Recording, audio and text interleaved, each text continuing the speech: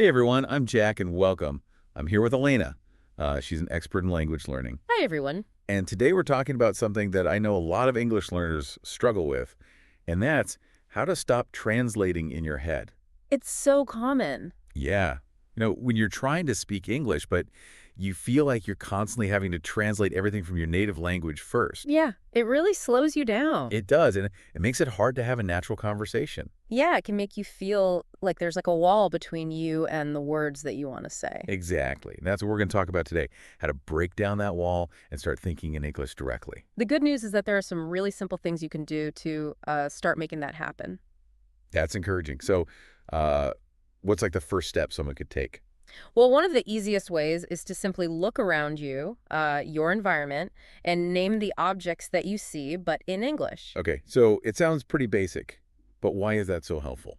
Well, it might seem simple, but it's actually a powerful way to start priming your brain to think in English, I see. because you're making a direct connection between the object and the English words. So you're basically training your mind to think in English without even realizing it. Exactly. I remember when I was learning Spanish, I used to make a game of labeling everything in my apartment, like mesa for table silla for chair, and it really helped. That's great. That's a great example. And as you start doing this, you'll probably find that there are some words that you don't know yet. Oh yeah, for sure. And that's totally normal. Yeah, you're not going to know every word. Right. But it's actually really helpful. How so? Well, those gaps in your vocabulary are actually valuable clues. They show you exactly what you need to learn next. Okay. So, for example, let's say you see a lamp, but you can't remember the word for lampshade. Right. Well, that's your sign to look it up, learn it, and add it to your mental vocabulary. So it's like you're turning everyday life into a vocabulary lesson. That's much more fun than just memorizing lists of words from a textbook. Definitely. And the more you can connect words to real things in your life, the easier they will be to remember and use. Makes sense. But let's not stop at just naming objects. We can take this a step further. Okay, I'm intrigued. Where do we go from here? Well, we can start to build what I like to call word pictures in our minds. Word pictures. Yeah. So let's say you see a box of tissues. Okay, I've got a box of tissues in my mind. Instead of just thinking the word tissues, try to create a richer picture in your mind. Okay, so what kind of details would we add to that picture? Well, think about the color of the box. Okay. What shape is it? Is it made of cardboard or plastic? Is the box full or empty? And then think about what we use tissues for. Okay. You might think of words like sneeze cold or even flu season. Wow, so you're building like a whole network of associations around the word tissues. Exactly. Those connections help you to remember words more easily because you're not just memorizing a single word in isolation, you're linking it to a whole set of related concepts. I see. So it's like creating a web of ideas. Exactly. And this is how you start building a mental map of the English language. That's a great way to think about it. And Right. it reminds me of how our brains work in general. We tend to remember things better when we can connect them to something we already know. Absolutely. Like if you learn a new word and you can attach a vivid memory to it or a funny story, you're much more likely to remember it. Right. It's almost like taking a mental snapshot. I like that. Think about a time when you learned a new word or phrase. Maybe you were watching a movie or someone used it in a conversation and you were like, ooh, what does that word mean? I remember when I learned the word savvy. Oh, yeah. Someone at work described our IT guys very tech savvy. Perfect. So now whenever you see or hear the word savvy, you can recall that meaning and the context in which it was used, and that helps to really solidify the meaning in your mind. Right. So instead of just memorizing a definition from a dictionary, you're anchoring the word in a real life experience. Exactly. It's about making the language feel real and relevant to you. I love that. Okay. So we've gone from simply naming objects to creating these vivid word pictures in our minds. Yeah. What would you say is the next step in this journey of thinking in English?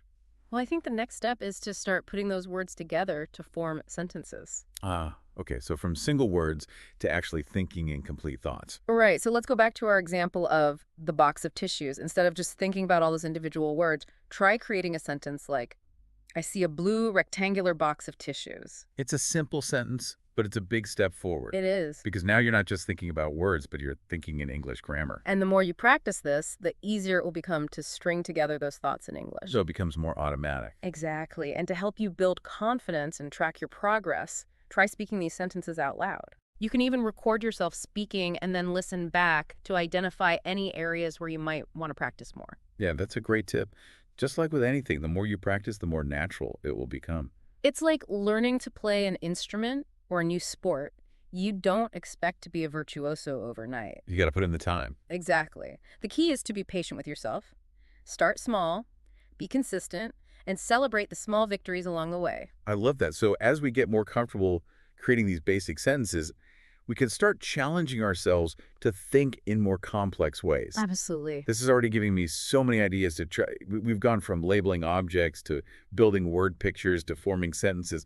What's next on this journey towards thinking in English? Now it's about using those phrases in different situations, like in Okay. conversations. Got it. So let's say, you're talking about a challenging situation. Okay. You could use the phrase to be in over one's head. Right. To be in over one's head. Have you heard that phrase before? Yeah, I think so. It's like when someone's in a situation that's too difficult for them. Exactly. Like they're in over their head. Yeah, so imagine you're talking to a coworker Okay. and you're talking about a project that's really challenging. Mm-hmm. You could say, I'm feeling a bit in over my head with this new project. That sounds so much more natural than if I tried to translate that phrase from my native language. Exactly. And that's the point, right? Yeah. The goal is to have those phrases readily available in your mind. So you can express yourself smoothly Without hesitation. without having to think too much about it. Right. That's really the key to fluency. It is. So how do we get to that point where thinking in English becomes more automatic, more natural? I think that's where immersion comes in. Immersion. Yeah, surround yourself with English as much as possible. So like watch movies, Yes. TV shows in English, Listen to music. listen to music podcasts, Podcasts. read English books. Yes. Even just changing the language settings on your phone to English. Oh, that's a good idea. It's all about creating an environment where you're constantly exposed to the language, Right. even if it's just in the background. It's like you're soaking it up. Exactly. And the more you do that, the more your brain will naturally start to absorb the patterns of the language, the rhythms of the language. You start to pick it up without even realizing it. It becomes less about conscious effort and more about just instinct. Yeah, it's like learning to swim. Oh, yeah. You can read all the books about swimming technique, Right. but you won't really learn until you get in the water. You have to dive in. Exactly. You have to immerse yourself. Yes. So we've talked about immersing ourselves passively through movies and music. Mhm. But what about active immersion? Yeah. How can we use English in a more active way to really solidify our thinking? One powerful way to do that is to combine learning with conversation. Okay. So choose a topic that you're passionate about All and right. do some research on that topic in English. So like read some articles. Yes. Listen to a podcast. Maybe watch a documentary Okay. and then find someone to talk to about that topic in English. I love this idea because it's like taking all of that input that you've absorbed from reading and listening Yes. and then transforming it into output. When you're discussing a topic that you're truly interested in, the conversation flows more naturally. Yeah. You're not just repeating memorized phrases, you're expressing your own thoughts and ideas. It's about finding opportunities to use the language in a way that feels meaningful. Exactly. I remember when I was learning Spanish, I joined a conversation group Oh, nice. and we would talk about current events. That's great. It really forced me to think on my feet and use the language actively. That's a great example. And remember, repetition is key.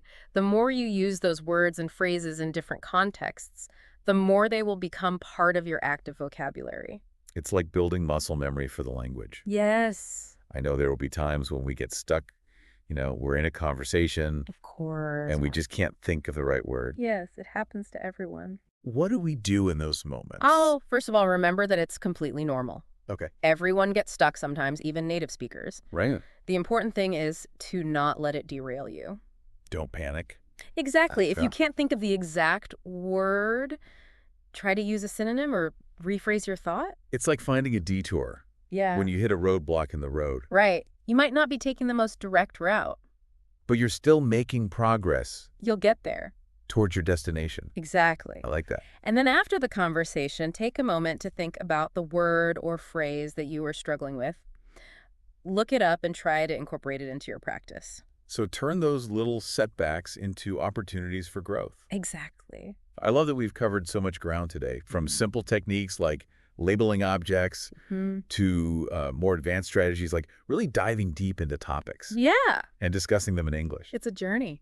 It is. It's Yeah. inspiring to see how many different ways there are to move away from that habit of translating everything And start thinking in English. more naturally. more automatically. And remember, progress isn't always linear. Some days you'll feel like you're making great strides, and other days you might feel stuck. That's true.